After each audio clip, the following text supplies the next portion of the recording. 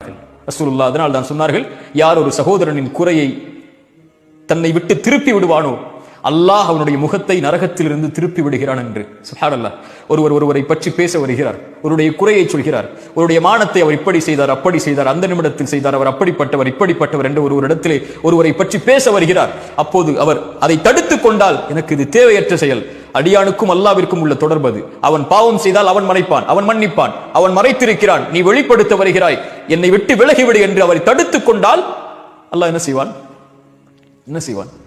அல்லாஹ் நரகத்திலிருந்து இவருடைய முகத்தை அல்லாஹ் தடுத்துக் கொள்வான் என்று அல்லாஹ்வுடைய தூதர் ஸல்லல்லாஹு அலைஹி வஸல்லம் சொன்னார்கள். நீளமான விவரிக்கக்கூடிய நிகழ்வுகள் அதெல்லாம். ஆனால் அல்லாஹ் ரப்புல் ஆலமீன் ஒருவரை நேசிக்கிறான். அவர் யார்? பிறர் செய்யக்கூடிய பாவங்களை மறைக்கக்கூடியவரை.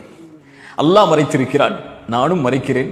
நான் என் மானம் வெளிப்படுவதை விரும்ப மாட்டேன், அதுபோல் பிறருடைய மானத்தை ஒரு காலம் என் உயிர் உள்ளவரை என் நாவுகள் வெளிப்படுத்தாது என்ற உறுதியோடு, கண்ணியத்தோடு, மானத்தோடு, அல்லாஹ் கொடுத்த வீரத்தோடு வாழக்கூடியவர்களை அல்லாஹ் ரப்புல் ஆலமீன் நேசிக்கிறார்.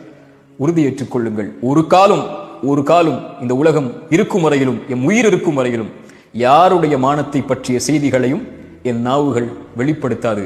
என் குறையை நான் பின்தொடர்வேன், பிறருடைய குறை எனக்கு தேவையில்லை.